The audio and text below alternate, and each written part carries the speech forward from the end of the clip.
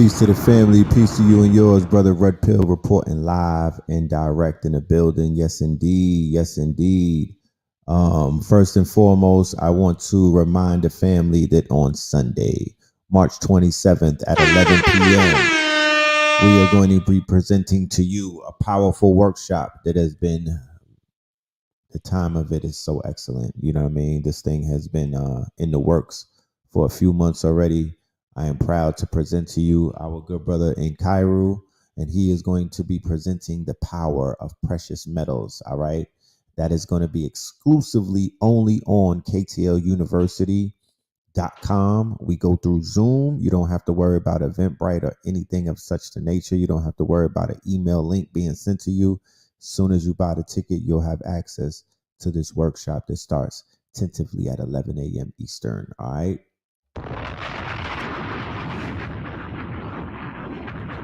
Tonight, we're going to be bringing to you the 44 God himself, Brother Blue Pill. He will be in the building with the Law 44 War Report. You done to know. this day. All right. To this day.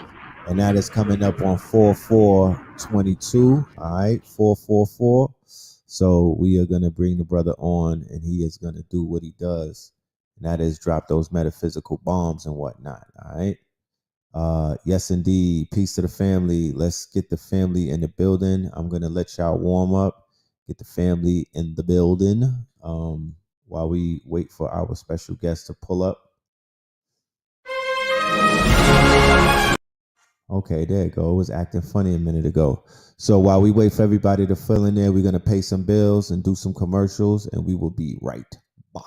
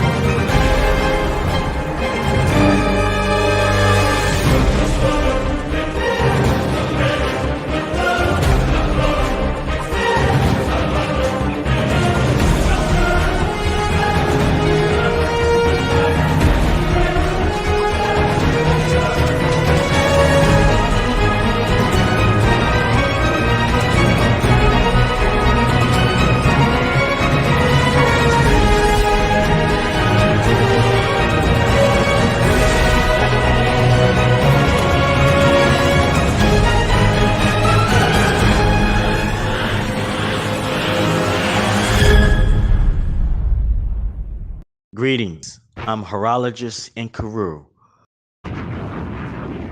Greetings, I'm horologist in Karoo. To this day.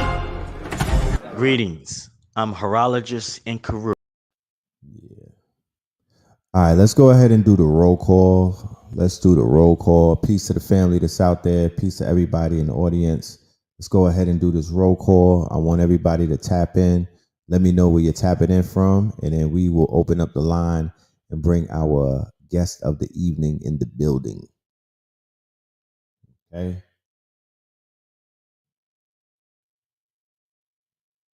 So we got Montgomery in the house. Peace to Montgomery, Alabama. But you in Boston. Salute to Boston. South Carolina in the building. Low Country. Shout out to my Geechee Gullah family. Compton in the building. Salute to Compton. Harlem in the building. Shout out to Harlem. Okay. Wagwan, UK. Wagwan across the Mondem. San Francisco in the building. Yes, San Fran. Yes, we are live. This is live and direct. Brooklyn. All right. But you in NC. I see you. Okay. Fort Smith. All right. Arkansas. Salute to the Arkansas. NYPA. Maryland. From Newburgh to Charlotte. Everybody's in the Carolinas.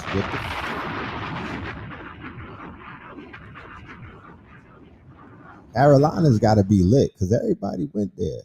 Colorado in the building. Shout out to Colorado. Chicago on the south side. Louisiana. Salute to the Louisiana peoples. All right. All right. The Coke Queen says, salute, King. Yes, salute, Coke Queen. How are you? I see you.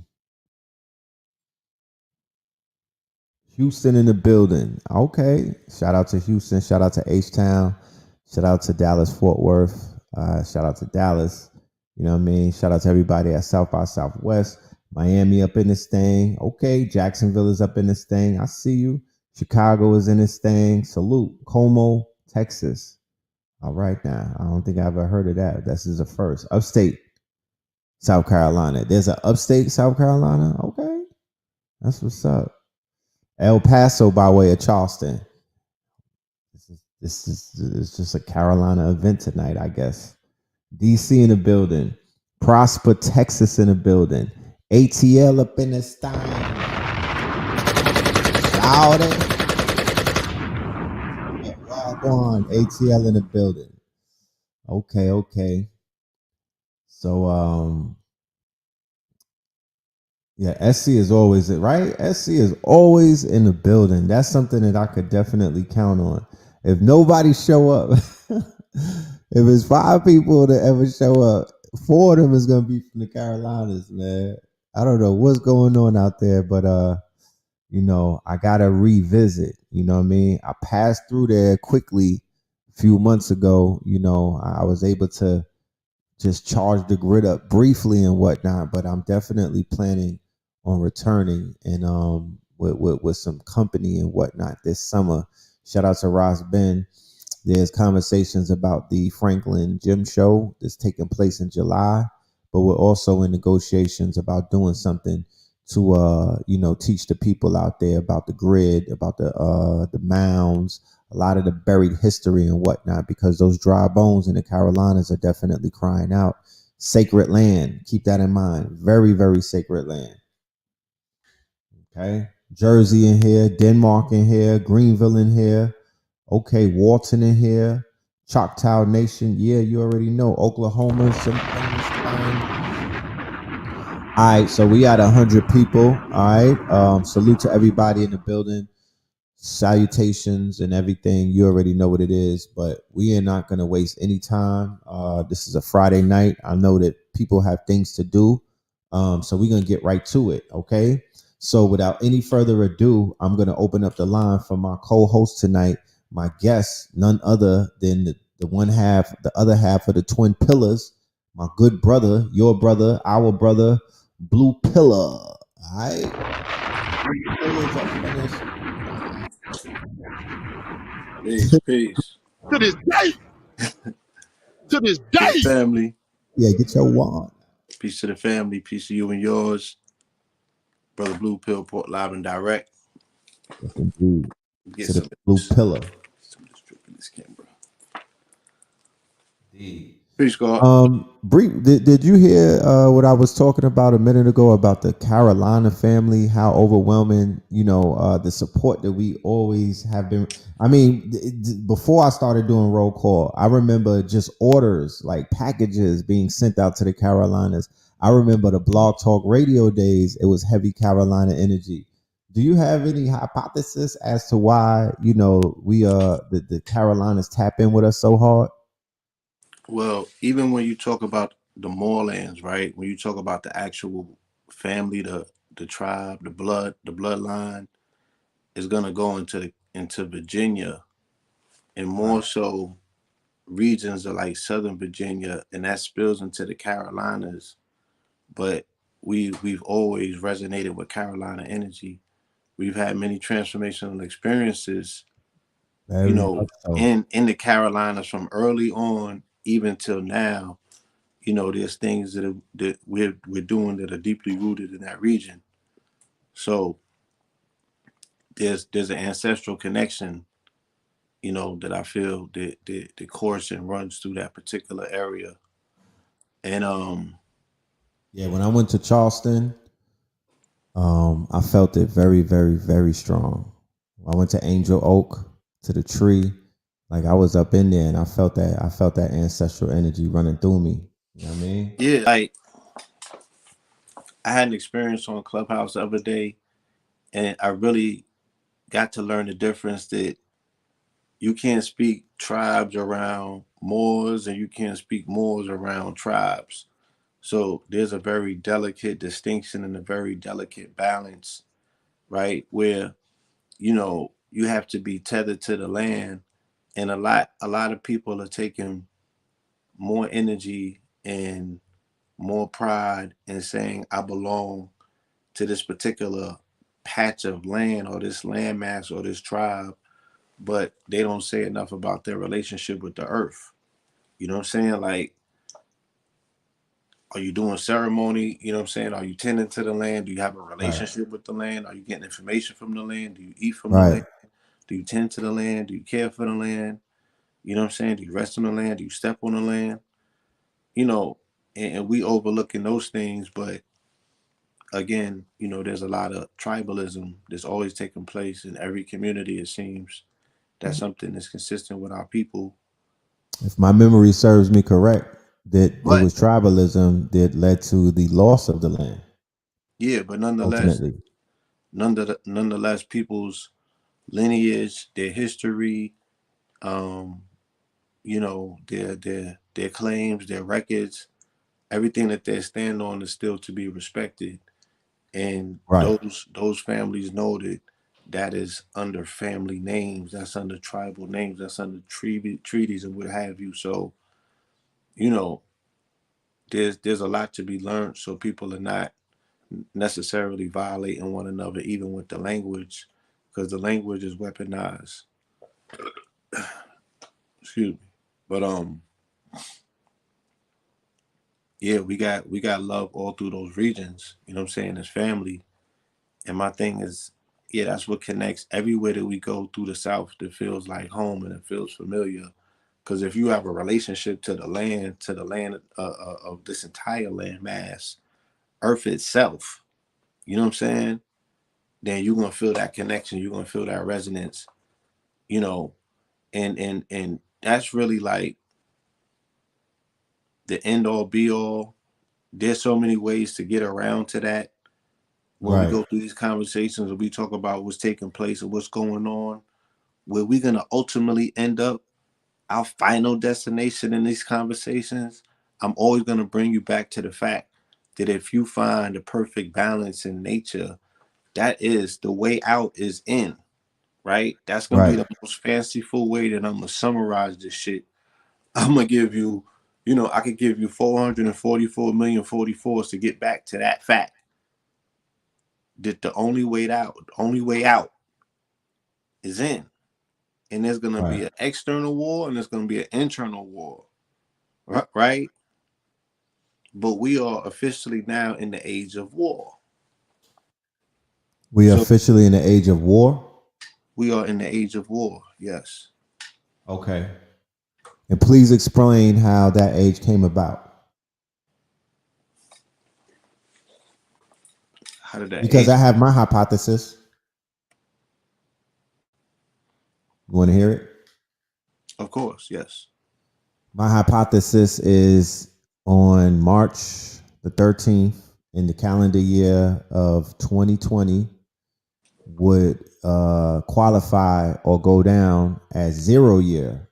Some Mm-hmm. people say March 11th. I would say March 13th because I will identify that day as the day that I began to look around and feel Mm-hmm. that something was upon us, right? I heard about things prior to that in January. There were rumblings Right. of an invisible enemy and things of that nature would be considered, biological warfare or biogenetics and things of that nature. I was like, okay, I see what's being cooked up, but it was until March the 13th that I felt that shit reverberate through my essence. Mm-hmm. And I quickly saw my environment. I was in the Bronx. Um, at that point, I was already kind of like not going outside. You know what I mean? I had already converted to doing the unthinkable, and that's stay inside when you live in New York City for more than one day and you're not sick, you're not injured, and you're not running from anybody. Like, that's almost a sin to Right. not get on a hamster wheel in New York City and not Right. be amongst all of the people that are waking up, basically spending $100 just by walking outside to make a few other $100. I Yeah. divorced myself from the hamster wheel and I kind of just was in the crib doing, online work. Right. And I would say that that was year zero, right? Because the Great Reset is not just about the economics and things of that nature. It's not just about the financial markets. It's not just about clean energy and things of that nature. The Great Reset is the Great Reset. And I feel that they juxtapose their Great Reset on top of a cosmic Great Reset.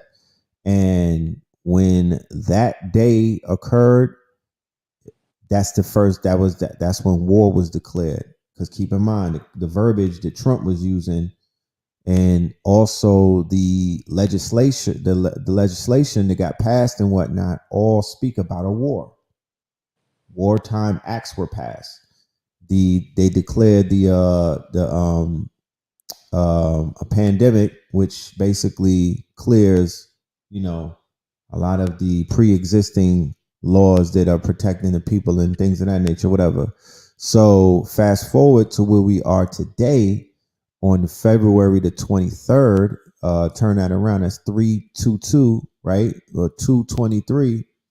That's when we saw the provocations for a physical conflict, even though there were other physical conflicts that were also taking place.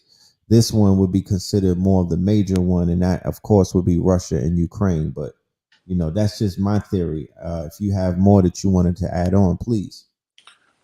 Well, I mean, everything that you said is right and exact.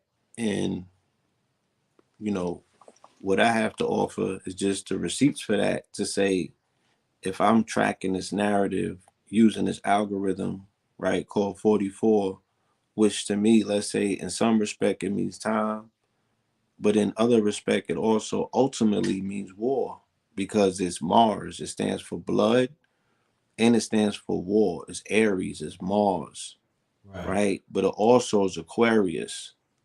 So now we're looking at the Aquarius Aries cross or axis, right? Which says what? The age of Aquarius is also the age of war, right? And that's the particular place that we're at, as above, so below. But need we remind people, like Son just said, war been declared and they have gone through different militaristic steps of declaring different aspects, layers, and levels of it. And Right. that initially it started on the people, and then it was hyper focused to a select group of people. You know what I'm saying? Right. There was a And culling. yeah, there was a It took lulling, place. Hold on, I don't and want then to there cut your was a wisdom. culling, right? I will go on record to say, Blue, that the pre-existing conditions that many people found themselves under when this occurred or when this fell upon them, those pre-existing conditions were exasperated during pre the pre rollout to war, when it was a soft war on people who looked like us through police terrorism and other provocations during the quote unquote end of the Obama era, going into the Trump era and whatnot. So a lot of people were under immense stress. A lot of people were under But again, right, immense fear. A lot of people's organs were failing them as a result of being inundated constantly with snuff films, trauma, no right. justice, no peace, and all of these other Well, things. It raises the blood pressure. It helps with the heart disease. It speeds up the cancer. But go ahead. yeah. But So hold my on. thing is, I'm sorry. And then during the first 2 years, you saw a culling of the people, meaning that the weak were cut, right? They cut off the weak. They cut the people who could not basically make it past this imaginary line that was drawn in the sand. And those people were called. But please go ahead.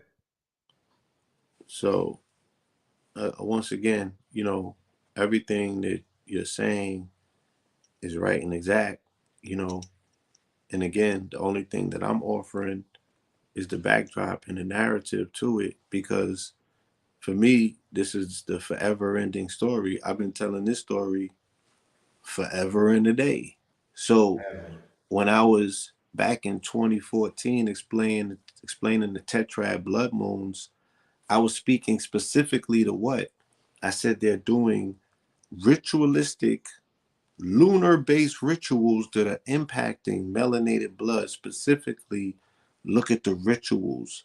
Maybe you can't see it with the naked eye, but here, I'm going to lay it out for you, right? So the first blood moon came in on April 15, 2014. And that's the day that they put the porno out for Mimi or for Love and Hip Hop, right? She Yes, it was was. 44 years old at the time. You know what I'm saying? She was 44 years old at the time. And I think she said something about, she was under wild stress because she was on her time of the month when that attack came. So here the whole world go focusing on her box, right? Where all of that blood is conducted, and they're focusing on her porno during a blood moon, right? And all of these evangelical authors are writing about this time period, about how important it is to do ritualistic practice to protect you from your enemies on astral levels. And then what is it? Uh, I forgot the gentleman, Paul Hagee, I think his name was, who wrote the book, and he explained the The the Blood Moon the book, right? periods of tribulation during these blood moons for Israel, you know, and how to them they have to be on the offense and not the defense this time. You feel me? And then the next blood moon came on October 8th. It was 10:08, and that was the first day that a melanated man got the Ebola. Right? It was an African brother. He was in Dallas. Mm. That was on 10:08, and then the next blood moon dropped on April.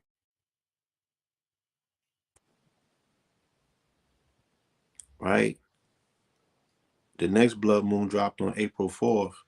It was on a Saturday. That's the day that they shot the man in South Carolina in his back when he was running from the police, and they had it on camera. And then the fourth blood moon was when the Pope flew in at 4:04 p.m. into D.C. and went and seen Obama. Right? So all of these ritualistic periods, all of these the police brutality incidents were peaking during these time periods. It's almost like they were systematically breaking down the melanated immune system, the masculinity immune system, right? Because also during this time period, this was when Don Sterling launched his campaign, and it was a campaign of humiliation. And they went after the niggas with the biggest bag, because if that's the barometer for manhood in our community, I'm gonna Right. cut these Negroes at their knees first, right? Put little son, throw the doulas under the deodorant. You feel me? And then what they got left, right? And the only person at that time, symbolically, that was holding their nuts to them was Jay-Z, because it was him wearing the chain. It was on April 6th, sitting at a Nets game. He had the 5% chain, the flag on, and they ran a goddamn story about him in the New York Post, The 7, right. talking about, That's when the yo, if this speculation nigga's began. going woke, we in trouble. We got to do something about this, right? And then the Don Sterling shit happened right after that. So, you know, these are What like, year are you taking us back to for the family and the audience who may not be can't hear you. aware of it? Can't hear you. I said, what year are you taking us back to, if for the audience who may not be aware of the timeline? I'm gonna leave and come back. Okay, let the brother come back in. He was having an audio issue. But can y'all hear me in the audience? Peace, brother in Cairo. I see you. Salute.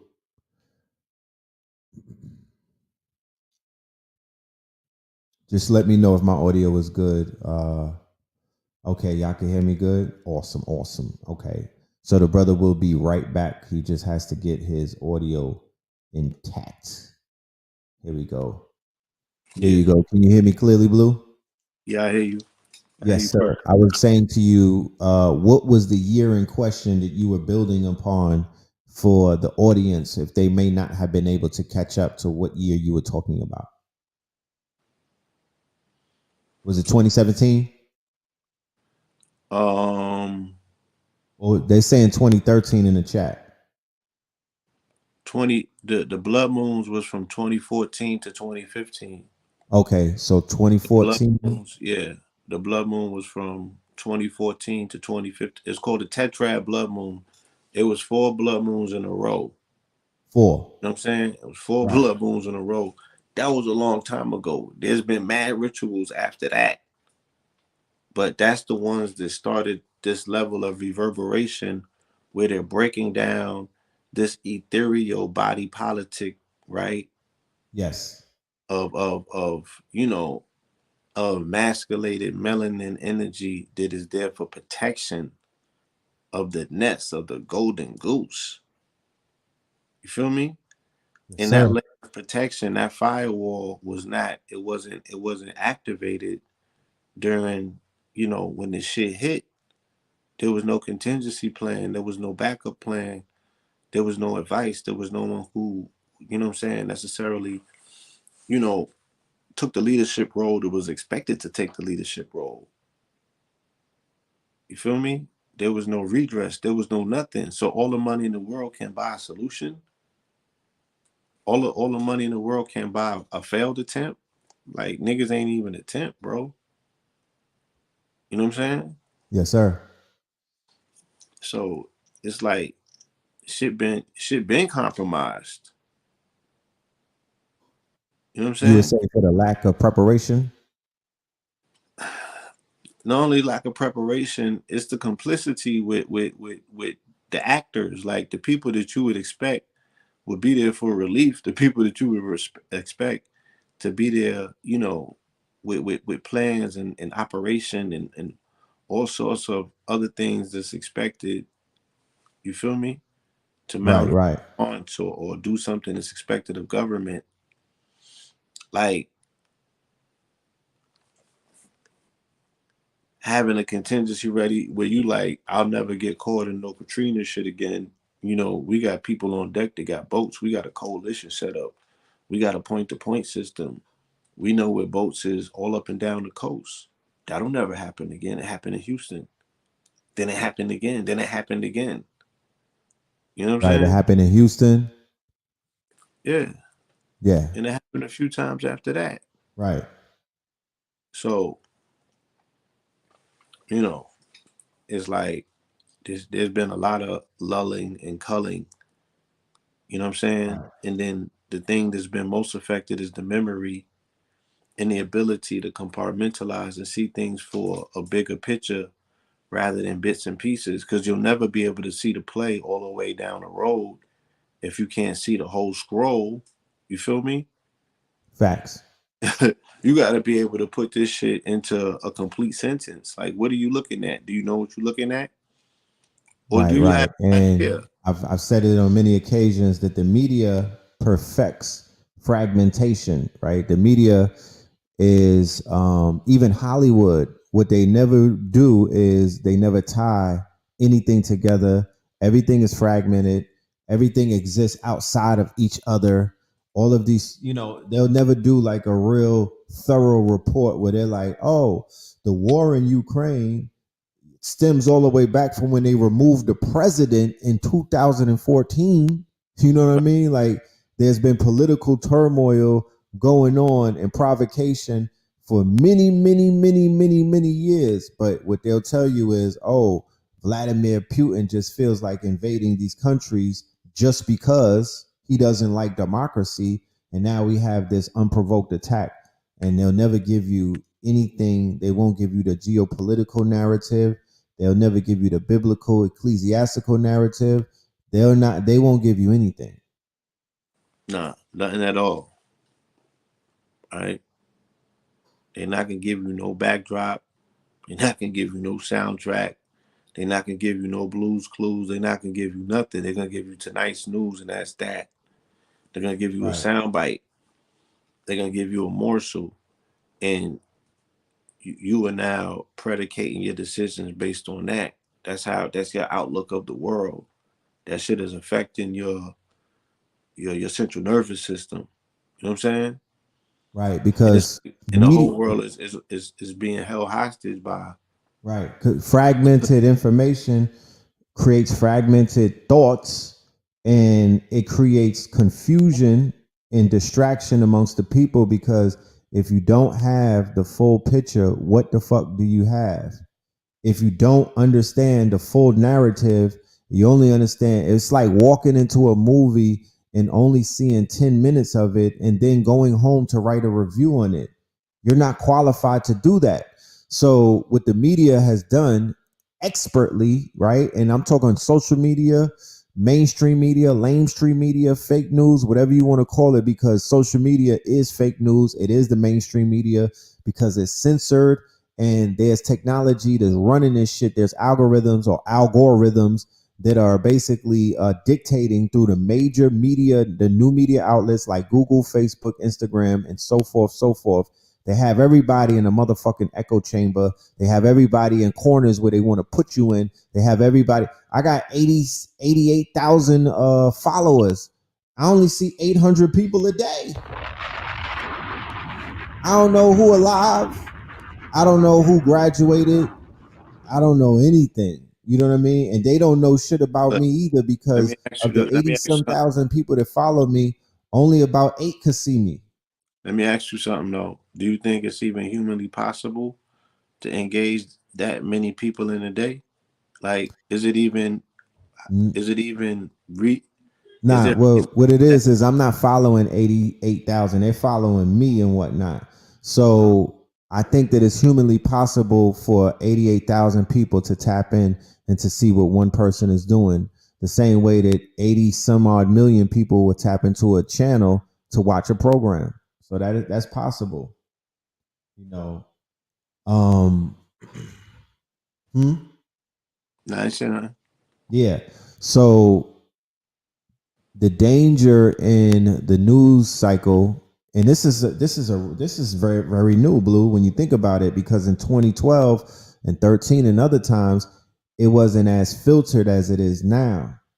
It was a source of narrow. It was a source where you could get a full narrative via YouTube, Blog Talk Radio, early Facebook, where you could put up the statuses and you could put news reports up and things of that nature. People were actually taking their due diligence and speaking about what was going on and giving you the rundown. Now it's 1 minute TikToks, it's a 20-second to 30-second reel on Instagram. They've monetized everything and made it a business.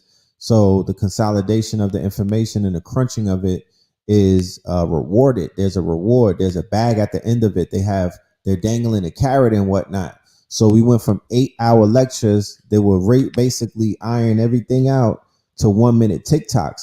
And I'm here to say that, you know, I've watched some 1 minute TikToks that had me like, God and damn it. Like, some niggas they've got, been able to condense light they into a got it. 1 minute motherfucking clip. And that shit has taught me some things. Facts. It's taught me some things. I'm not gonna lie to you. I will not hold you. However, you know, is it a telltale sign of where we are in this age of information? Is it, because I don't want to give anybody the credit that they don't deserve.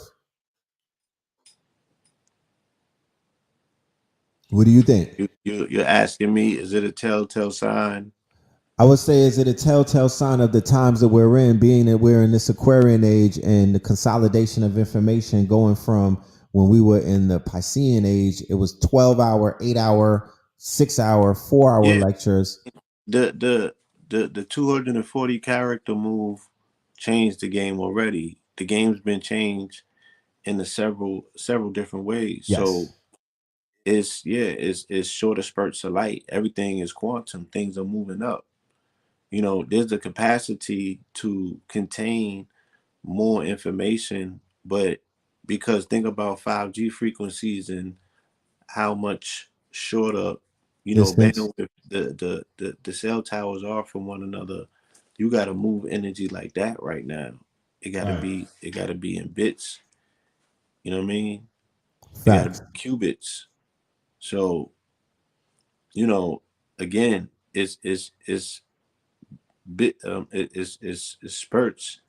But if you electrify and energize the audience, they're gonna want more, and that's when they come to the longer, wave band of it. Right. You feel Right. me? And that's how you bring them upstream. So you gotta keep mindful, even when you building content. You gotta have them 1 minute hitters. You know what I'm saying? Get You gotta right have to it. 15-second zinger. Yeah. Right. Knock it out the park. You gotta, and that's what I'm saying. Like, that's why I'll study reels. I'm like, okay, what can you pack into 30 seconds? What can you pack into a minute? This is still an art form at the end of the day. And you either gonna adapt like everything else, or you're gonna get moved out of the way. Like So, Professor Cabo Kameni said, like the like survivors are the adapters. yeah. Can you upload that audio to this channel, please? Can I do what? Can you upload the audio from that clubhouse to the YouTube? Yes. I have to get an MP3 file. Okay. There's a file that Clubhouse has. It's not compatible with this platform, so I just have to convert it. Okay. But let me share Yeah. this with But the audience real quick because they may not know about our Clubhouse business. So, family, you know what I mean? For those of you who are on Clubhouse and you don't, you watch more than just the Whack 100 show, me and Blue Pill have a show on Clubhouse. It's titled The Netaverse. That is our room. It's the Netaverse. We have about, we're inching on 1,000 members at this point. We've done 4 shows already, and each one of those shows are classics. This show we just did on Wednesday is a certified bona fide classic. This one for the record books. Professor Cabo Kameni came through super and did collegial, what, but very simplified as well. You know. right. He did what master teachers do. He gave the family a plate of a 7-course meal, but he kept it simple enough to where a baby could eat that Fact. food. Right? As a professor, he has perfected the art of being able to teach 8-year-olds up to 80-year-olds. And he's Facts. able to he gave a lot of light. He gave a lot of hope. He gave, not, I don't even like using the word hope. He just gave some pills out to wake people up and to put them on a certain type of frequency that if they were not on it yet, they could definitely walk away from that with a full plate. So tap into the replays. The replays are available in the room. Go and sign up when you have the opportunity on Clubhouse and tap into the Netaverse. Indeed. Yeah, he, top tier, top tier information, a top tier show with the additions, the fact that either him as a teacher, he was able to be in the audience as a student when some of the younger students of his became teachers. I mean, it was just amazing. You know what I'm saying? Highly recommended you tap into that Super facts. that that that build, Super duper that facts. information. It was cosmic. The rise of the super sapiens. We was talking that talk. You know what I'm saying? And he came with it. He laid it out. Right, And right. Indeed, indeed. you know, Somebody said I was there in Clubhouse. Dr. Cavo was going in at a level a child can understand and comprehend. Very powerful and sharp piece to the God. Dr. Cabo, great dialogue. Yes, yes, indeed. absolutely. We got to bring him into this into the visual realms as well. I would love for him Follow up. to be Yeah. one of our special guests on YouTube in the very, very near future. So we'll work on that, y'all. We'll definitely work on that. We will present the type of information that y'all could use for your edification, you know what I mean, for your journey, because that's what he's bringing. But real quick, Blue, let's talk about this modern day Law 44. Let's talk about the war report. Let's get into some of the specifics about what's taking place on 4/4, April 4th. That's your day right there, my good brother. You gotta celebrate with you. Again, You've been on that 44. You've been opening up portals forever. yeah. At the onset in the beginning of this year, I definitely knew that it was going to be a 44 year. I cataloged all of last year as a 44 year, and this year has not failed. So, and as I always do around this time, even if I want to sit on the sidelines, I can't. I have way too much information, and it's an internal conversation that is having with me to say, look, this is what it's saying, and I want to put that on the plate and offer it to the family so they can see, you know, what these 44s are saying, how they lining up. What the Right, conversation right. is to me is crystal clear, and I'm indebted to make that known. You know Of what I mean? course, of course. And on your day, that day, that 4/4, it's only right that you're able to deliver it on your day. You know what I mean? A day Yeah, that I would say that you basically Christian as your own. Um, Thoughts about the conflict that's taking place in Eastern Europe. Do you have anything that you would like to add on? well, I mean, I'm sure again, that you're gonna dive yeah, into it and really unfold what it is that you've been researching during your lecture. But can you touch on it briefly for the yeah. family that's out there who I'm, may I'm be definitely, I'm definitely gonna deep dive, into that topic during this presentation because it is a 44 war, as was the campaign before it. The C-19 campaign, that was a 44 war based on blood. This one is based on blood as well. So it's it's just a different level. But this one is very, very interesting because it incorporates 44, 144, 444, and by the time this lecture comes around, in the beginning of April, there's going to be a lot of activity, you know. So, I definitely look forward to sharing the information that needs to be shared. And yeah, right. and again, it's never about fear or doom and gloom. You know what I mean? It's like we're also going to be detailing and laying out ways to find peace in times of war because it's going to be necessary. Right, right. I mean, but is as above, so below. And that's what the 44 really stands for. You know what I'm saying? Your foundation, you dig what I'm saying? The physical realm and the spiritual realm. That 360, that circle above you, that square beneath you, that circle above you, as above, so below. There's a spiritual war taking place. There's an inner war taking place. There's a war outside no man is safe from. So it's nothing that people need to cower from. You need to tower at this particular time and embrace that own inner war Right.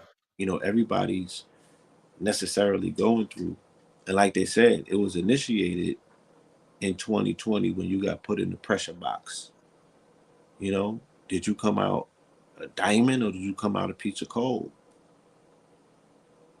You feel me? That's a question that everybody has to ask Yeah. themselves individually.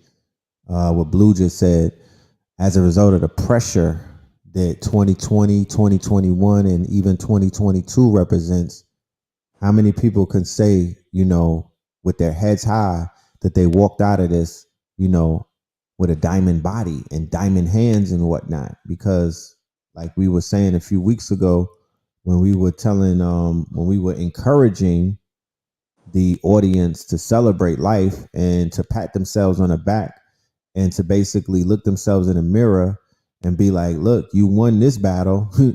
You're gonna win the war, but it's a battle at a time.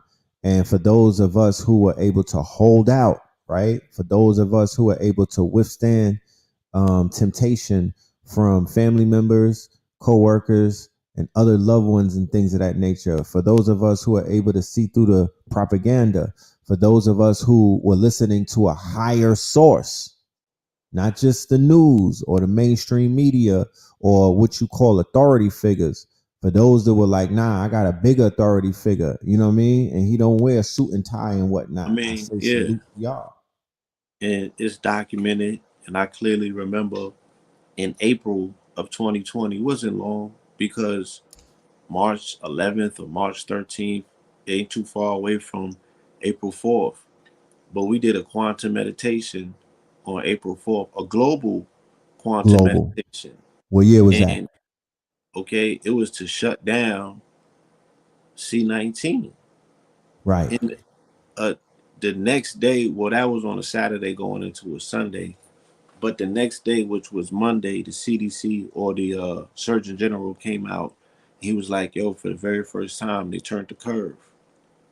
That was the very That, first time that they saw a fluctuation or disturbance in the algorithm. that's And a then fact. they came out with the records of the Schumann resonance for that day, and they showed that the shit was off the Richter. Now, that's the power that the people have amongst themselves, unified as a quantum mind, focalized and crystallized on one intent, right? And everybody felt that frequency. It's the same.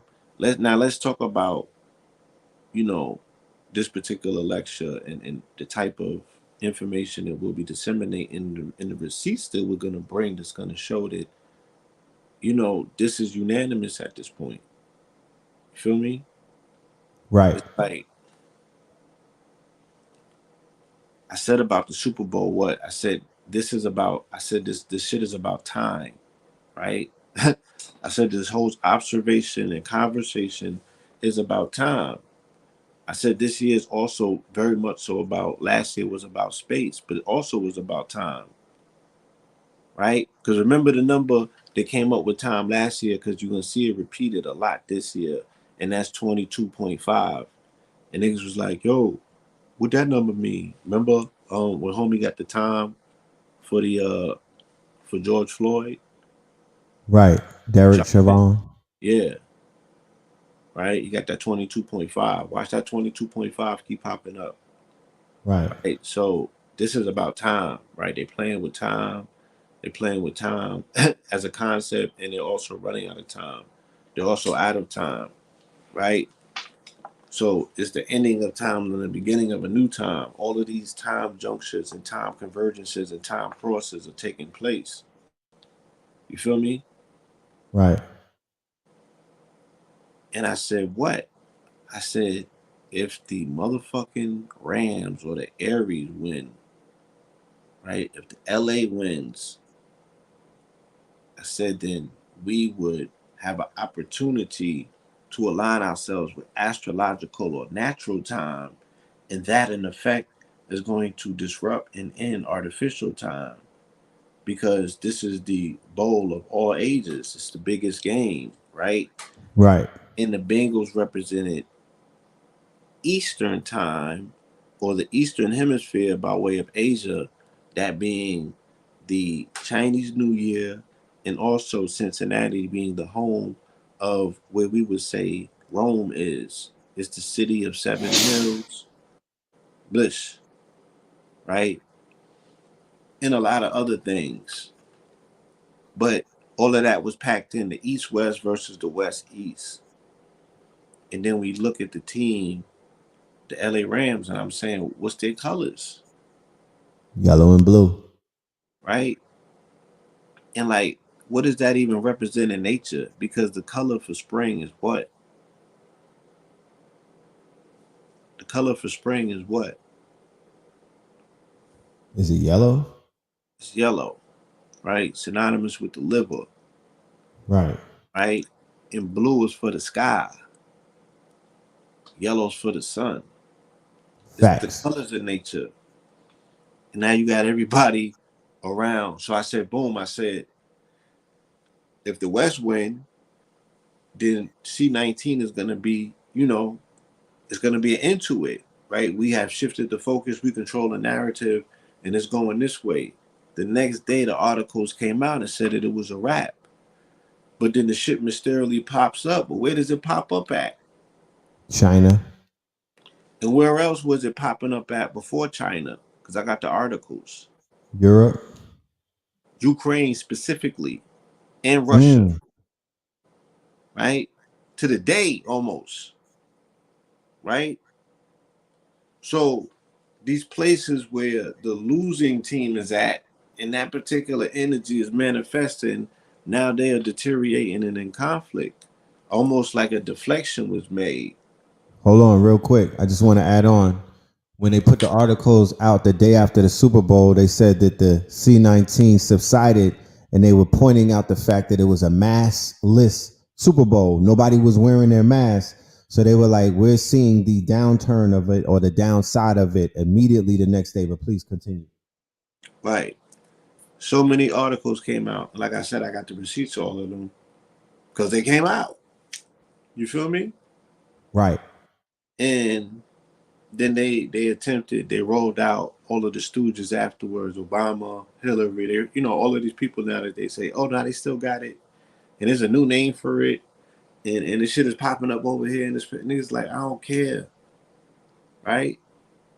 I don't care. You feel me? Right. So these people is raging in a war, and people right next door to them got a whole outbreak going on. But then refugees is moving left and right. I mean, Right.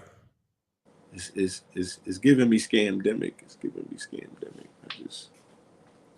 My thing that I raised yesterday about the Ukraine was, if anybody that goes and do the research, which it's not even difficult to find that the far right took over the government in a coup d'etat.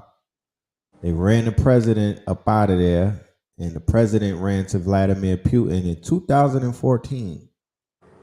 And the population of the Ukraine has been radicalized, right? A large population, and not every single one of their citizens, of course, but a large portion of their population has been radicalized under national or nationality or nation, the principles that they were upholding going all the way back to Nazi Germany in World War II, right?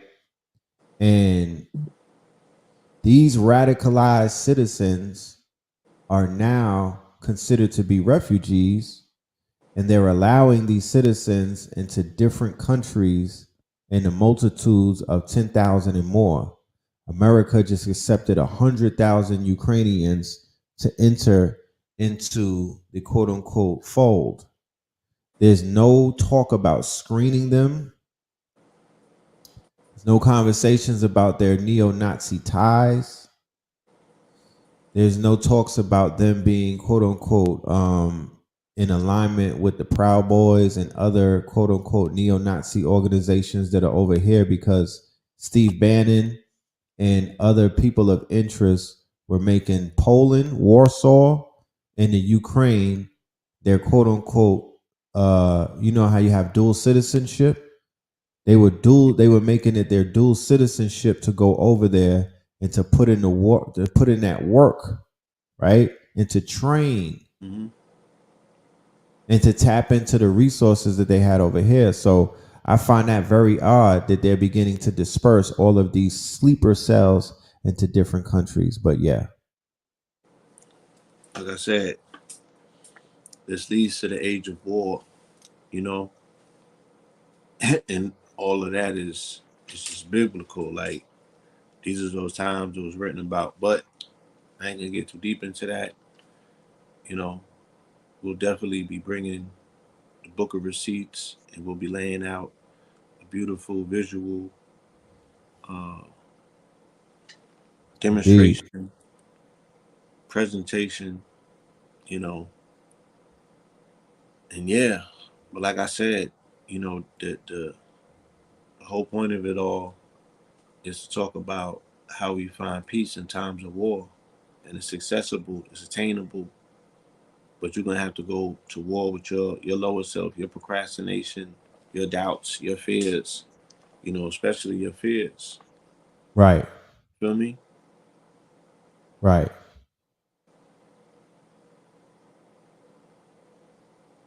You know. Indeed. So yeah, so Ukraine is a country of 44 million inhabitants, and they're at war with a country with 144 million inhabitants.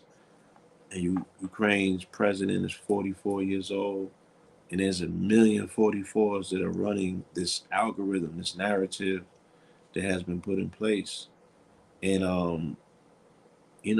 again, this is the heralding, the beginning of something that leads to a transformation of humanity ultimately. You know, Right. and some will emerge super sapiens, and others will emerge subsapien.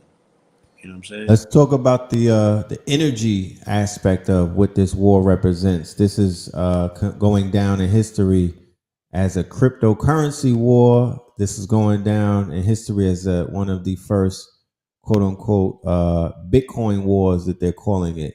So, can you elaborate on what that means and the implications behind that? Yes. This particular war is now establishing in real time a new use case for cryptocurrency as a war-based currency, at a time when there's embargoes and there's ways for people to crash currencies and block transactions and put tariffs and all sorts of things on people. There has to be a black market, a black economy, and cryptocurrency is allowing people a way to access funds, either in the overworld or the underworld, for various different activities. And also, when situations like this or opportunities like this arise, it also presents other opportunities for people to get in the mix and, expand their uses, if you will, giving it a whole nother quote unquote use case. So it's something that at this point will be very hard to ignore in regards to this newfound utility that it represents. Um, Right. I saw an because article today. yeah, it's gonna be very difficult, for people to move, um, different quote unquote assets in such a volatile world where they showing you what they snipers, they economic snipers, they cyber snipers is hitting for. You know what I mean?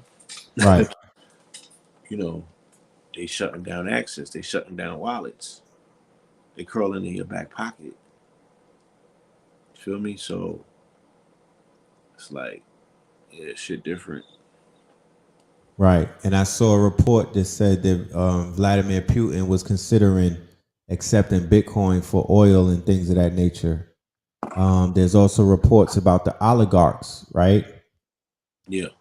And the oligarchs would be considered old world whales. They're the whales of the old world of Right. Other first petro steps. and Right. things of that nature. The new whales would be the holders of the assets, digital assets, and things of that nature. So the old, you're seeing reports of like there's oligarchs that are stranded in the airport. There are oligarchs that are getting their yachts blown up and taken down. There are oligarchs that are sitting on gold and all kind of fiat and whatnot, and they're not allowed to move around and things of that nature because of the sanctions that they say that they're putting on Russia, Right. right? So in just Russia itself those is stories, a because we considerable know what stockpile. proper, what'd you say? I said Russia itself is sitting on a considerable stockpile of gold. They said about Right, and that they cannot do 140 anything with. billion. Yeah. Right, as a result of these sanctions and things of that nature, they're sitting on precious metals, Right. and there's nothing that they can do with it. So once again, the use case for cryptocurrency is rising even higher, and the actual currency is rallying. It's going up. You know what I mean? It's rising up after. it was 44.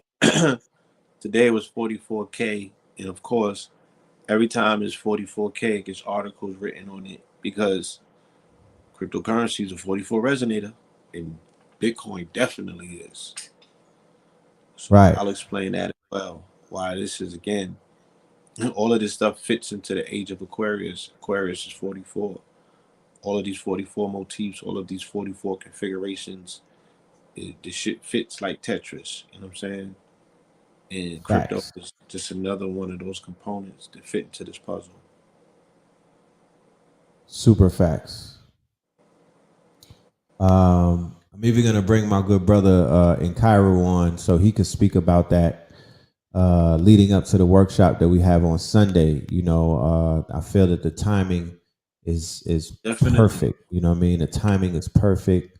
This conversation and this information and just these solutions is something that we could all possibly utilize so we're not distracted by hyperbole, speculation, and all of the other things that the mainstream media and social media has perfected to get you far away from your bag, to get you out of your bag, to get you off your square, and to get you completely out of the way so they could do what it is that they do. So we have to begin to recalibrate our minds and just stand on something that's a little more, focused.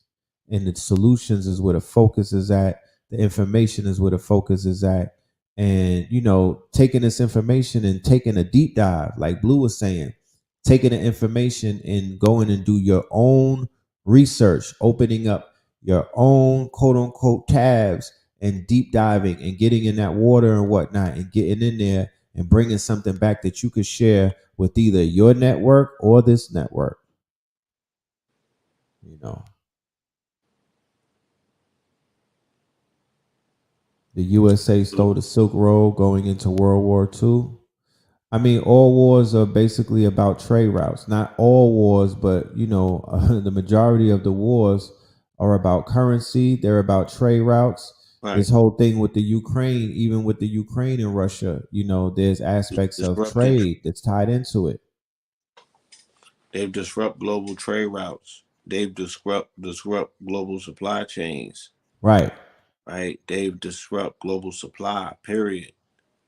So it always affects. You know what I'm saying? It's either affecting the port, it's affecting a product. In this case, it's a little bit of both. So there's going to be Facts. a lot of global instability, and there'll be more of a draw or demand on scarce food resources in the next few months. By the time we get to the stomach, by the time we get to you know those signs that deal with those Body particular parts. needs of the Right. body, that's when it's going to intensify. You feel me?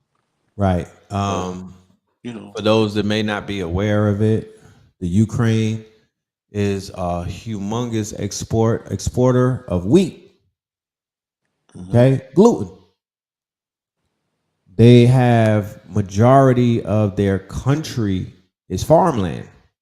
right, Henceforth, you're going to see the inflation prices on all of these products go through the roof. Joe Biden, your president, who y'all voted for, just mentioned and put it out there that a food shortage is on the way. You know what I mean? They were utilized. They were playing with that throughout the months and things of that nature with the trucks and right, the strikes and all of these other things. So once again, right. They already being gave it able a to dry see run. ahead of They gave it ourselves. a dry run with it, with the ships, the tankers, and all of that stuff, Yeah, and the bare knuckle shelves, butt ass naked shelves in these stores. right, So I'm like, you put an embargo on top of that, these empty ass shelves, right. bro, downsizing stores. You should see what they're doing at Target. Oh nah, they Everything's shrinking. everything. So I'm like, y'all can't It's see the price. shrinking and the price is going up. Y'all are looking at a rug pull. The You feel biggest me? rug pull. The biggest rug So pull. So if you are on a carpet at all, you need to figure out ways to get off the carpet and roll out your own. Grow your own food, sustain your own sustainable living. You know what I'm saying? Figure right, out it and tap into free energy, clean your water, get out of these people way. right. Because to People be way honest with you can. you, that window has been wide open, letting in flies and mosquitoes and all kind of insects. That window was wide open from 2020 on. Shout out to everybody that got them PPP loans. The window was open. The opportunity presented itself. Let's not act like it did not. Let's not act like that even with the lockdown and all of the other things that were going on, the Mind Dem wasn't making big moves Pond Road, right? The Mind Dem was making big moves Pond Road. Land was getting purchased. Acres were getting secured. My nigga, Young Thug got acres. What you talking about? This nigga got an estate. Moneybag Yo got a fucking estate, nigga. Like, the knuckle draggers have options. So the opportunity been presented itself.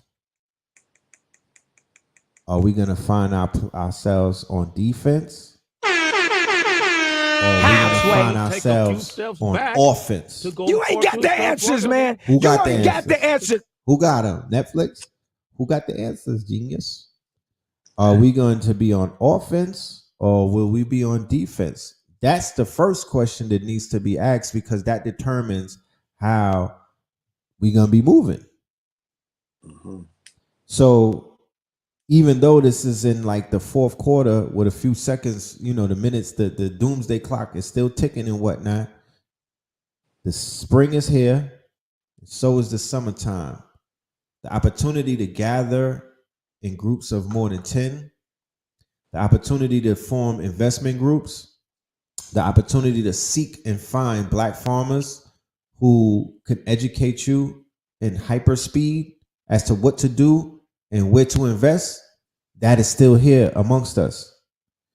None of us are too good to begin to, take our minds and our codependability off of these quote unquote box stores and these supermarkets with all of this food that really doesn't serve us any purpose in the fucking first place, to be honest with you.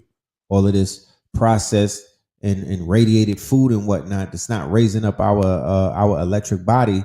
We really, we don't need that shit when you really think about it. So it may sound far-fetched when I'm saying it at this moment and whatnot, but we do have the opportunity and we got the resources and we got the numbers and we have the wherewithal and we have the mental fortitude to put some shit together so we don't have to be part of the beggar nation. Because when the beggar nation, you're going to see how they're going to treat the beggar nation. You could already look around and tell how they've treated the beggar nation. People that walk around with signs that have subservient slogans to them. How have those people fared in society in the last decade? How, Sway? Let me know. Let me know. Because from what I've seen, they've been putting our people who tend to be subservient, passive, and groveling, right? They've placed them closest to chattel slavery than any other nationality on this planet. And they got people that come over here from shanty towns, my nigga, that live in mud huts and shanty towns that the river is a fucking sewer. And they don't even treat them the same. So just add that in there. Yeah. But I gotta part ways, my good brother. I appreciate Indeed. the invite. Thank you for having me come through tonight. Appreciate you for pulling up. Everybody in the building, tapping in, hearing some of these thoughts. I have a full delivery, a full presentation. I don't want to lay it all out right here. You know what I mean? The time will be here for that on April 4th at 4:44 p.m. Eastern Standard. We going in. Yes, we are. Going in. I'm gonna lay it out.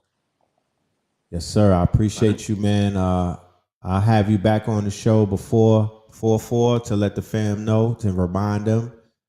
Keep doing what you're doing, good brother, and get your research on, because I know this one is going to be heavy. Absolutely. I appreciate you. All right. Yes, sir. Yeah. Peace. All right, that was my twin brother, Blue Pillar. Like he said, he's cooking up another classic. So make sure y'all tap into that. The link is in the description, and it's also on www.ktluniversity.com. I have my good brother in Cairo in the building. I would love for him to pull up, you know what I'm saying, so we can have this conversation about these precious metals before I get up out of here and whatnot. Make sure y'all hit the like button. All of that fancy things. Hit the like button, hit the share button. And if you're not subscribed to the channel, hit the subscribe button along with the bell and whatnot. Be a subscriber so you get notifications whenever we go live. You get notifications whenever, we upload something, and you get notifications for anything else that we're doing on this show. Did I see Nature Boy on Sonetta? Yeah, we're not going to talk about that right now. We're not going to have that conversation. Okay? It's a Friday. We're just going to let the week end. You know what I mean? We're going to let the week end. We're going to let this shit end on a good note. We're not going to go there. You feel me? Hold on 1 minute. Let me see something. The question is, did you see it? Did you see it? Sheesh. That's what, your fate. That's what for a lot of the brothers and sisters out there, that's where your fate will take you. You know what I mean?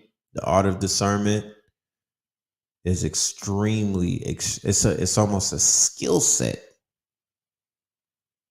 I know that you had to watch it twice. You know what I'm talking about? I know that you have to watch it twice, because those are the things that get your attention. It's not the information, and it's the sideshow, right? The sideshow will always, the accident, people will always bottleneck to watch the accident. Somehow, some way, with all of the insanity that people may say that certain people have, they know how to garner the attention of the people. And remember, it's the attention that's the economy right now. So please know that there's about 100 black women that want to go join the fucking sideshow just by watching that video. They don't have nothing else to live for. They're like, you know what? Fuck it. You know what I mean? It's World War III. You know what I mean? Henceforth the 3. Shit going upside down. You know what I mean? I'm out here looking for a king. You know what I'm saying? And there's people that feel like they found one. So these platforms are very important, because you're onboarding to the world a message and an idea and a concept and characters and things of that nature. And you have to be very discerning when you open up your platforms. You know what I mean? You have to be very discerning. You can't do it for just the views. You can't do it for the hype. There has to be purpose. Shout out to Black Magic 363 and the purpose that man stated earlier in this calendar year. He stayed on purpose. He set his intention. He set his intention, and he stands on that. And all of the shows reflect the intention that he told his audience that's what he was on this year. That he said, this is what I'm on for the fiscal year 2022. I'm on God body shit. I'm on helping people tap into their God bodies. And that's what he's been standing on with damn near every show that he's done ever since making that declaration. So my thing is this: these platforms have to make their declarations and stand on it. You know what I mean? And stand for something or fall for anything. So I just leave it at that.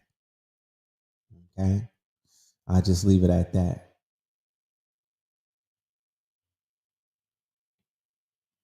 You know, but yeah, this upcoming live that we have is going to be monumental. This thing is going to be one for the record books.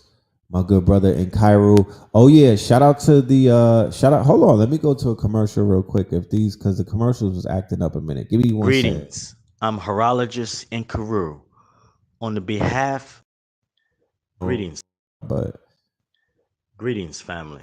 to play, but I wanted to play a commercial to let the ticket holders know that it's about 20 more of y'all. We up to 80. You know what I mean? The 100th ticket holder is going to win a $7,500 watch from this man.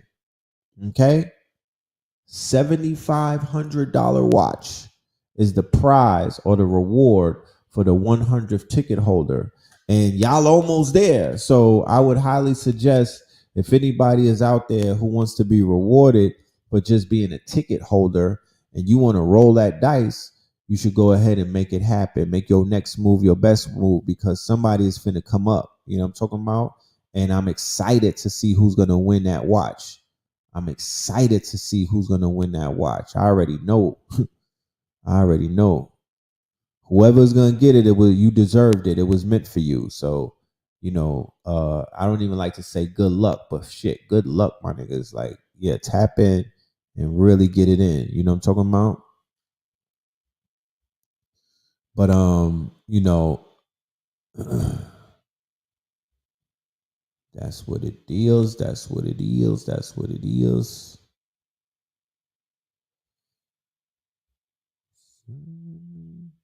Give me 1 minute, y'all. Give me 1 minute.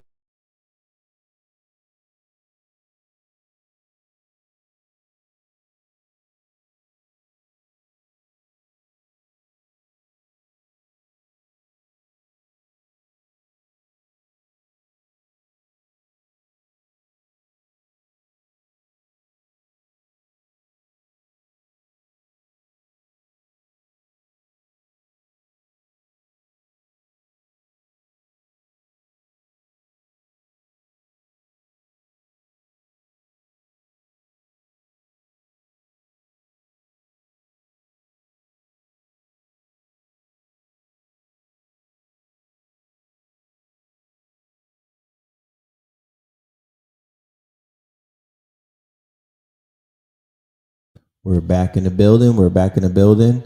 While I wait for my guests to pull up, I'm going to take questions from the audience. So if there are questions from the audience, please share them. If you have any questions in the audience, please ask your questions, and I will be very honored to answer them. Yeah, shout out to Vicky Dillard. You know what I'm talking about? I saw her show earlier. She was lit. She was going in. Shout out to Sister Myra. Shout out to Uncle Hank. Shout out to Rod Hayes, Brother Yosef. You know what I'm talking about? Shout out to Pillar44, the legend, who just came through and did a monumental lecture on KTL University. This available right now for anybody who wants to view it. Shit is a classic. Everything that he talked about with the solar flares, everything that he talked about with the dielectric field and whatnot, you're seeing that shit. All of these articles are coming out immediately after the lecture. The sun is going crazy. The shit is exploding daily. I promise you. You know what I'm talking about? Them solar flares is real. Solar flares is real. Okay. Do you think silver and gold will go up? Time to sell or save? Does a bird fly? Does a fish swim? You damn right it's going up. And hell no, you hold. You don't sell a thing. This is about stacking. You don't hold. You don't sell the silver and the gold right now. That shit finna go all the way up, and I don't think that it's gonna come back down. Hold. Diamond hands. It's not a good time to sell at the moment. Oh, Wayne Chandler. How could I forget? The legend Wayne Chandler was on Black Magic 363 with the Qigong. He went all the way upstairs. If there's anybody in Atlanta that's in the show right now or the Georgia area that does Qigong, hit me on the email. Definitely hit me on the email. I got a few people that I know to tap in with that. But if anybody is out there and that's what you do and you want an opportunity, please hit me on the email. You know what I'm talking about? It's time to go to Stone Mountain and do the Qigong on a weekly basis. You know, with this war going on, depending on who wins, will it have an impact on how things move in this world? Yes, of course. You know, if Russia wins and takes Ukraine, that's going to shift the geopolitical stage. If Russia begins to lose and anybody decides that they want to bomb Russia, that will bring in China and other actors like Iran and Turkey, perhaps. So yeah, you know what I mean? This conflict, this is the theater of war. This is the theater of war. This is not war. This is the theater of war. Okay? This is the theater of war. So we have to be mindful that this is a stage and the stage has been set for certain things to do what they do. Nothing is done happenstance. There's no coincidences. So the stage is set. So this is the moving of the chess pieces. And, you know, we're never going to go back to what they call the old normal, the same way that people after 9/11 was like, I just want to go back to a world pre 9/11. Did that ever happen? Did that wish ever get fulfilled for anybody and whatnot? No, that never happened. They never turned back the clocks and went back to what it was. They didn't look behind them. They didn't look back and whatnot. That's the same thing that I would say going back. When I look at old pictures in 2019, the shit feel different, my nigga. I mean, to keep it a Buckington with you, the shift really started when Nipsey died in my personal life. This is my personal life that I can speak on. Nobody is walking the journey the way that I'm walking my journey. We all are walking individual paths. We all are stopping and getting drinks from different wells and things of that nature. You know, we're taking different exits on the highway, on the road to redemption and whatnot, on this highway to heaven. My shit shifted for me when Nipsey got killed, March 31st, 2019. I was on Instagram Live. I got word right in the live. I was like, let's pray for him. Let's send him energy. I got off the live. Then I got word back that he made his ascension and whatnot. Shit doesn't change. Shit doesn't change. And from 19, we pushed into 2020. And from there, it was no turning back. So we're never going back to what they call the normal. This is the new normal. Get used to it. Adjust. Do not be one of those people that are stuck and you're out of time and whatnot. Try your best to get in alignment and to adjust like chameleons adjust. Yeah, it was Nipsey and then Juice WRLD. You seen that? The marathon continues. Yes, it does. Now look at LA. You know what I mean? Now look at LA. Who's the face of LA? Is it Crip Mac, my nigga?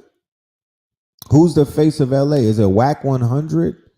Ever since Nipsey made his transition, is it Y fucking G, my nigga? Like, look at the devolution that your state has gone through. He was the face. Nipsey was talking about onboarding millions of hood niggas into cryptocurrency. You could say what you want to say about cryptocurrency, whatever. I think the fact that people printing up currency, their own fucking currency, is revolutionary. It's evolutionary. The people like, it's a Ponzi scheme. It's not real. Nigga, the fiat is not real. What are you talking about? This whole shit ain't real. Niggas don't own no gold fucking bars. You don't own no gold mines. And shut the fuck. You stop that. None of this shit is real. The whole shit is a Ponzi scheme. So what are you talking about? You know what I'm talking about? Like, you need to miss me with the bullshit because I ain't going for it. You feel me? I ain't going for it. The shit tangible. You could sell it for fiat and you could buy assets. Okay? You could do something with it, nigga. So Nipsey was not just onboarding people to crypto, he was onboarding them to the blockchain, to smart contracts. He was able to articulate a lot of things that took many of us many years to articulate to the masses. He had the opportunity to speak to millions, whereas some of us don't have the opportunity to speak to millions. He knew what he was talking about. He was the earliest adapter, one of the earliest adapters that I knew, who is representing California, L fucking A, who's the face of it, who's the voice of it, who's speaking to the hearts and the minds of black people globally, because remember, he's Eritrean and he's in America. He's an African American. He was bridging the gap and he wasn't dealing with division. Who's doing that on the rap side? To this day. That's how you can measure if you niggas took a loss or if you gained something, if there's liabilities taking place or if there's assets. Did you lose immensely or did you gain immensely? If you gained immensely, we don't die, we multiply. Where's the Nipseys out there? Don't talk to me about Kendrick. Shout out to Kendrick, but he's too much of a recluse for me to qualify, you know what I mean? The fact that he's the face and whatnot. No, the face is out there with the motherfucking people. The face is not a recluse. The face is not somebody who's just pops out every 5 years. The face could be seen on Crenshaw when I'm driving by. I ain't talking about people that's going Hollywood, that's in the hills and stuff like that. I'm talking about who's outside in the trenches with the people, is feeding the people and doing Christ-like shit. Talk to me, man. Nobody is saying nothing. And when I did the roll call, there was a whole bunch of you niggas from California. Nobody's saying nothing. Y'all niggas got Crip Mac, Custards. Y'all stuck with Crip Mac and fucking Blueface. Like, let's keep it 1,000. With Whack 100 hoarding over all you niggas. Like, that's where you at with it right now. You took a loss. You took a big loss. And nobody, and I feel like even with the politics, the gang politics or the hood politics, nobody even pressed the issue to be like, yo, if y'all niggas say that y'all love this man, if you really love Nipsey, you would carry on his work. You don't hear nothing about Vector 90 or Sector 90. You don't hear nothing about smart stores. You don't hear none of that.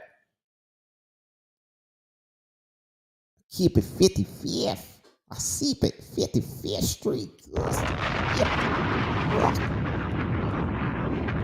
On Crib. That's what we doing? On Crib. You niggas got, all right, you got Geechee Gotti. That's an asset. At least you niggas got Geechee Gotti and Little Slap. That's an asset. I could say To this day. To this day. But that's Compton. That ain't even what I'm talking about. Where's Roddy Ricch? I don't know. Where is he? They killed Drakeo. You know what I'm talking about? They went and bodied my guy. You know, that was my guy right there. They killed Drakeo.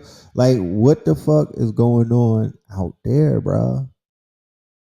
It's gonna see all right. It's gonna see all right. You know what I mean? Like, Kobe gone. They killed Pop Smoke out there. Like, let's not even get into that. I don't even want to get in my West Coast bag right now. You know what I'm talking about?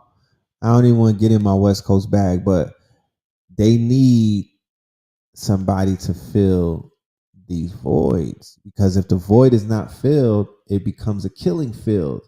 When they take the leaders out, right? Even if you didn't identify them as a leader, right? Even if you didn't see their leadership potential, that's the messianic force that I speak of in Fear of a Black Messiah. Once they take out the messianic force, there's a vacuum. What does the vacuum lead to? The vacuum leads to homicide. The vacuum leads to young niggas going at it for routes, trade routes. The same way that America goes to war for trade routes, that's what the hood is going to war for. They want to be down with the Mexican. They want to get that trade route. They want to get the plug and whatnot. They want to get the corner. They want to get the block. They want to get the gas station. You know what I'm talking about?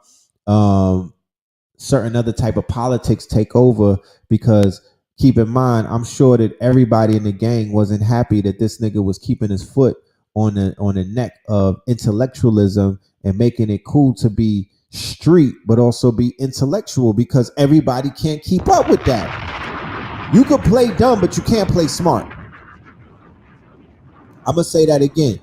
A wise man could play a fool, but a fool could never play a wise man. So I'm just hypothetically thinking that the majority of the gang members could never get on a level that a Nipsey was on. So they like, shit, I don't really want to push that motherfucking issue because I cannot excel in that world. I can excel in knuckle dragger shit. I can excel in dope dealing and pimping and going on motherfucking missions and whatnot. That's what I'm built for. I'm not built for intellectual prowess. I'm not a superior man. This nigga got a book list. Some of these niggas can't even pronounce that shit, and there's no judgment whatsoever. We just know where our people are on a mental plane and some of these hoods and whatnot, based off of the fact that they just outside like they in the streets. They serve a certain purpose. You don't have to have scholars when you got warriors that are out here to motherfucking go to war and whatnot. They're not required to. The scholarship that they have is on the war field. That's the scholarship. They're fucking intellects when it comes to going to war and killing shit and drilling shit. But when it comes to statehood and other things, being able to move in rooms full of vultures, being able to sit with billionaires and have an intellectual conversation and not scare the shit out of them, that's where Nipsey comes in. That's what qualifies him as a messianic leader amongst his peoples. So if you can't duplicate that, then you niggas is in trouble. Okay? You were in trouble. You need to be able to replace, or you need to be able to fill in that, because there's a vacuum right now. There's a humongous void. We have voids in our state of New York. There's voids in Atlanta. There's voids all over the place because they're taking our kings. They're taking the messianic ones up out of here. You know what I mean? They're taking the ones who could potentially wake up with a fucking answer and have the resources and the manpower and the testicular fortitude to make people motherfucking hop. They get hip to some shit and they can make niggas hop. That right there, my friends, is the most dangerous black man in America. You can call him a Moor, whatever the fuck you want to call it. You know what I'm talking about.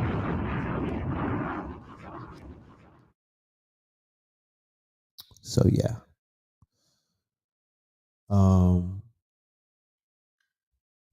That's what it's hitting for. You know what I mean? That's what it's hitting for. Greetings.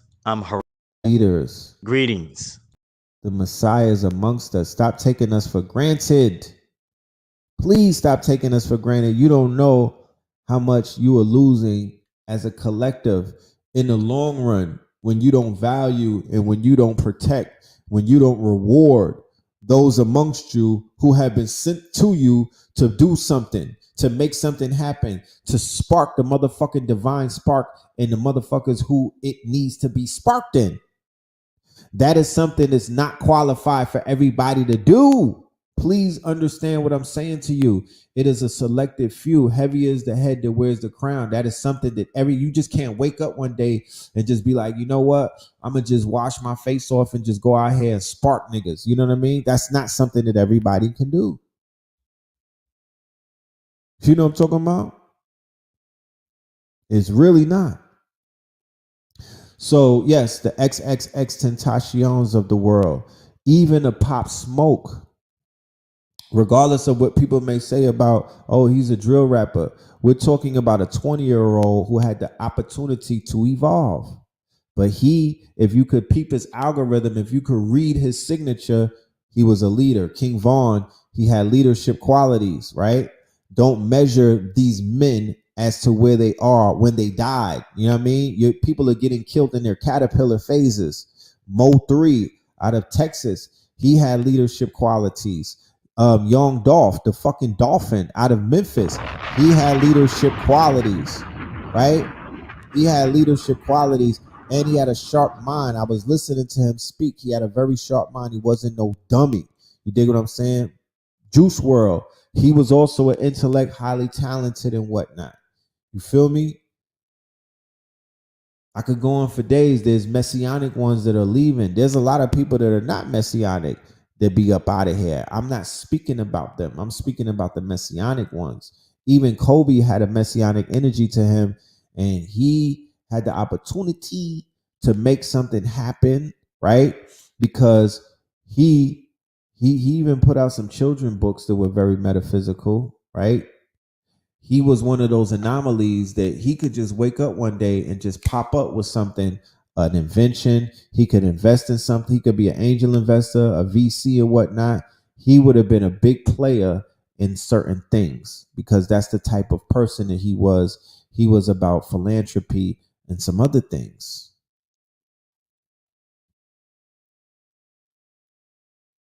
Post the Cash App. The Cash App is Stream Chasers with a Z.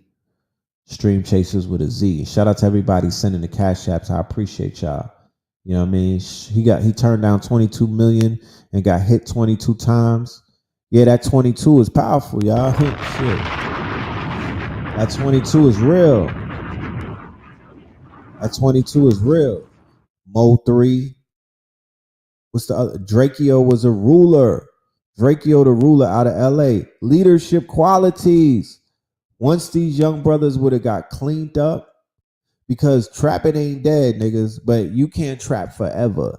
You can't be on knuckle dragger time forever. You can't be on demon time forever. That shit has to have an expiration date. These young artists, the only thing that's missing is big homie energy. They're not running into the right big homies.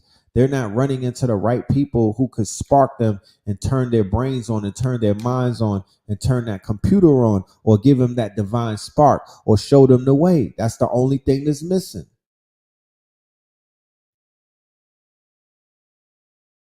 You feel me?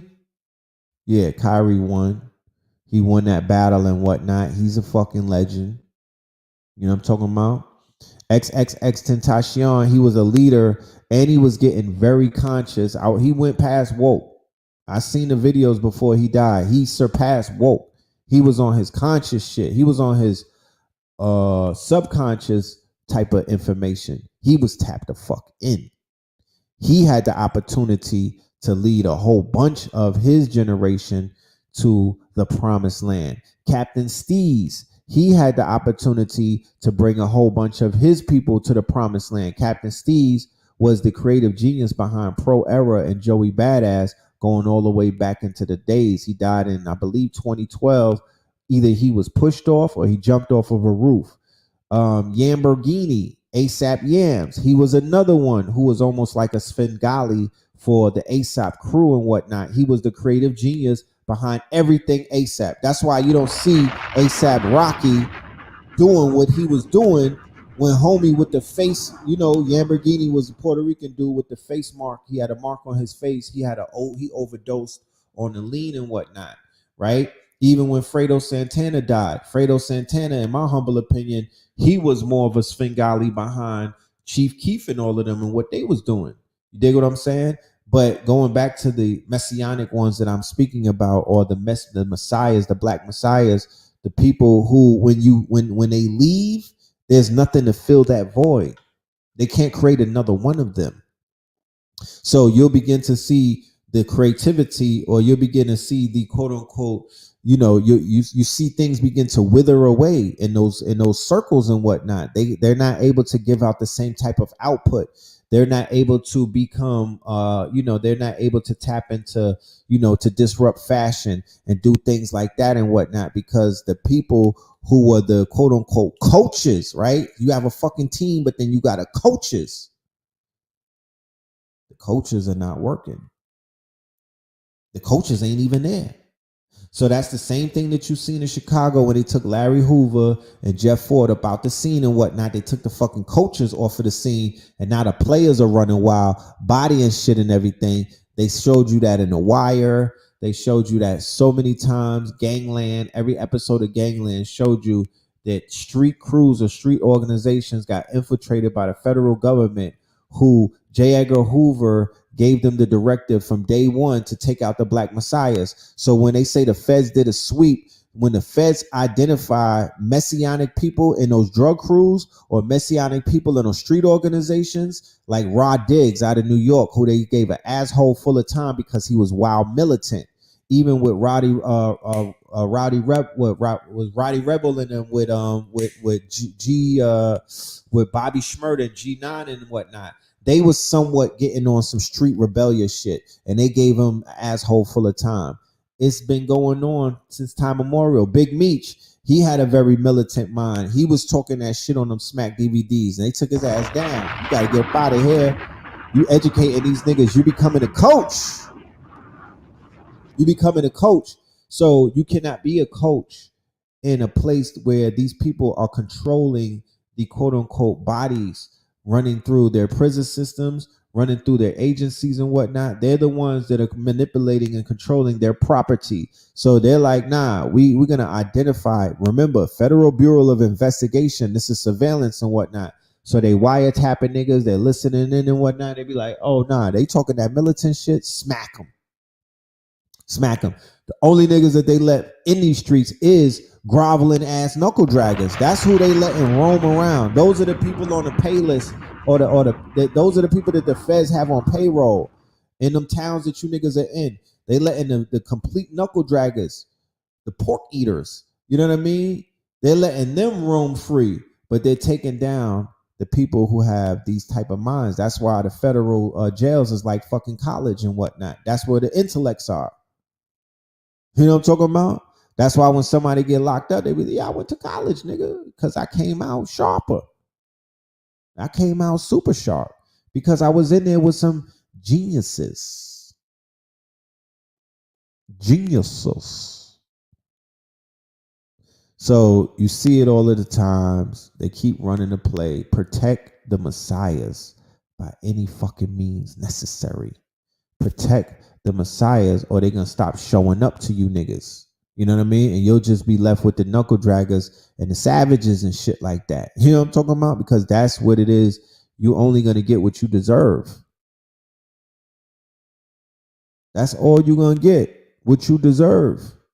So if you don't protect your thought leaders, or if you don't protect the messianic ones, or if you can't identify, even if a nigga is in the mud and he's dirty and whatnot, and he got dirty hands and he's rolling in the mud with the pigs, you could still detect this nigga is different.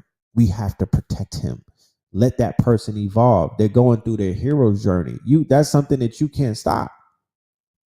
You just gotta be there for them. You have to, you gotta be there for them along the way and whatnot on their hero's journey as they evolve and as they turn into the gods and whatnot, or the kings, or the motherfucking leaders that they were born to be.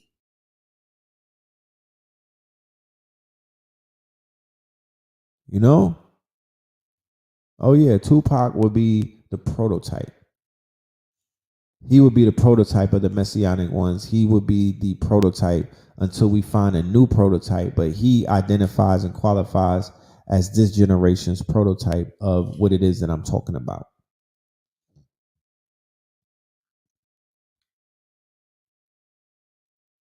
So, with that being said, I'm not going to hold everybody for the rest of the night. I guess I'm going to have to come on tomorrow with my good brother Steven because I don't see him. He was here earlier, but I got to keep in mind that Brazil is on a different time zone. So that might have just messed up with his schedule and shit. But with that being said, don't allow that to discourage you in any ways. Go and get your tickets. You will see the brother on Sunday. You know what I mean? And just know that the information that he's going to be bringing is definitely some shit that you ain't hear before. We're not just going to get up there and talk about precious metals. We're going to get into the metaphysics of the precious metals. We're going to talk about trading the metals. We're going to talk about making a bank, how collectively we could form these banks. It doesn't matter where you live. It doesn't matter your tax bracket. None of that matters, right? He's also going to introduce you to the equity program that he has. When you buy the jewelry from him, you're able to borrow against the jewelry. He has an equity program, an equity card, a whole bunch of things. It's a full workshop. KTL University presents the power of precious metals. Okay. 7 steps to building wealth with precious metals, featuring our good To brother this day. in Cairo To this day. on KTLUniversity.com. Okay. On KTLUniversity.com.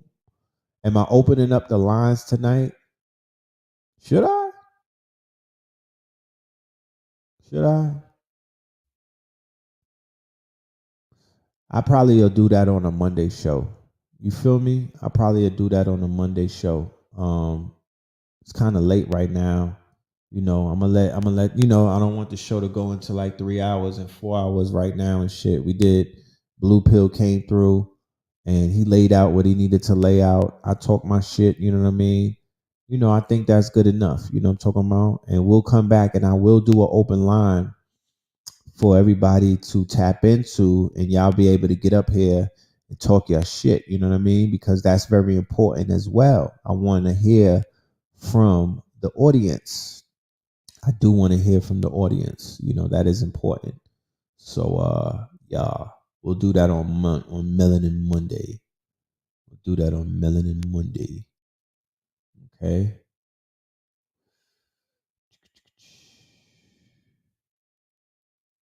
All right. So thank you. Thank everybody for pulling up. I appreciate every single one of y'all. Even though I don't know you personally, I could feel your energy. You know what I mean? I could feel your determination to learn and to tap in and to better yourselves and to edify yourselves. The weekend is here. We call it strong end. Do something great. You know what I mean? Do some great shit. You know what I mean? Make some things happen. Pull up to class. I want to see y'all in a Sunday morning. I might even get on my church shit. I might even dress up like I'm going to church. Sunday at 11 a.m. Eastern. That part. Somebody said chill with fasting talk. You mean chill with fast talking or chill with the fasting talk? Because I'm not fasting. Oh, when we fasting again? Yo, think about this. Because that fast, that shit did something. It rattled me to the core in a good way. But I was like, you know what? I think I'm going to dedicate 2 days out of the quote unquote strong. I don't like to call it the weak.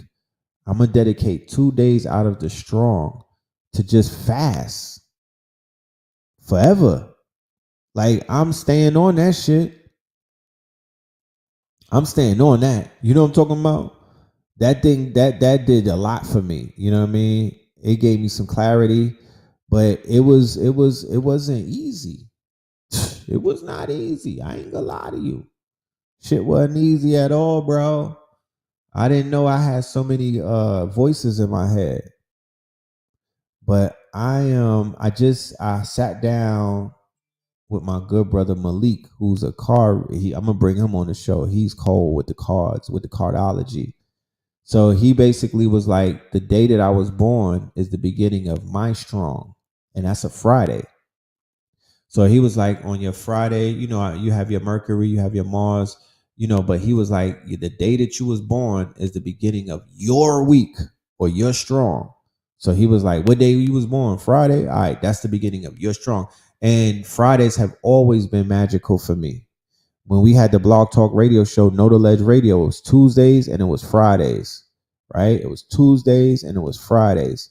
So Friday was always a powerful communication day. We had some of our classic shows on Friday. It always works for me. So in my mind, I'm like, yo, if I start fasting from Friday to Sunday, right? Usually on those days, that's when people really like, that's when you need the most discipline, because that's when people go ham. That's when you let it all out. That's when you let that shit hang. So I'm really contemplating implementing a 2-day fast for the rest of this summer on those days. You know what I mean? Just to get me right. You know what I'm saying? I'm gonna have to get through all of because that shit slims you up. And the energy, bro. My goodness, my energy my tank was on E. I was with $9 gas, my nigga. I was on E. Like, I was really, that water didn't, what I mean? They be like, drink water. I'm like, what that's supposed to do? That water wasn't doing it for me. You know what I mean?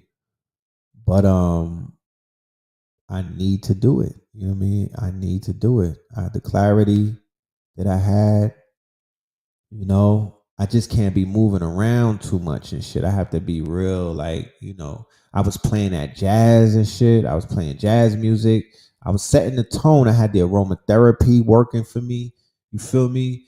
I was taking showers. I was getting my shower on. so the environment and everything have to be right.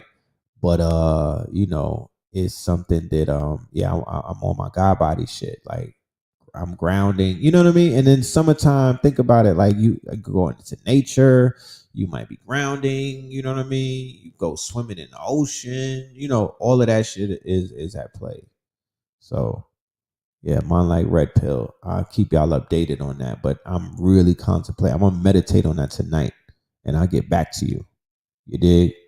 Yeah, Ramadan is coming up as well. So if you this is my suggestion. Because there's people that even when you mention they have such an aversion to religion that it triggers them and whatnot. But even if you don't identify the Islamic faith, if you want to challenge yourself, if you want to put yourself in a frequency that's heavily disciplined and it's been proven that you can manifest some powerful things during this time, I would say go and do Ramadan.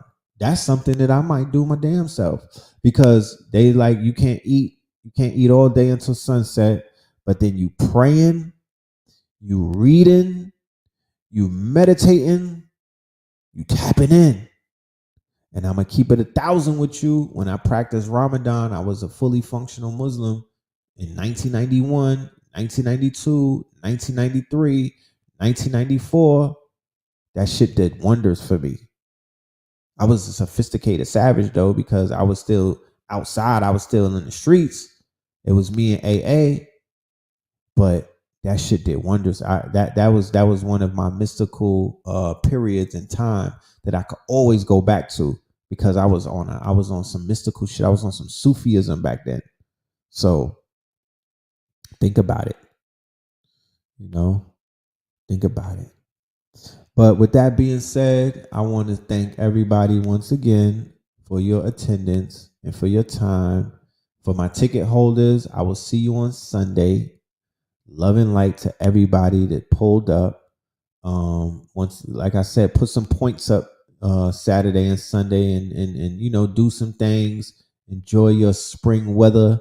You know what I mean? Stay dangerous and stay out the way. All right. Love and light. Peace.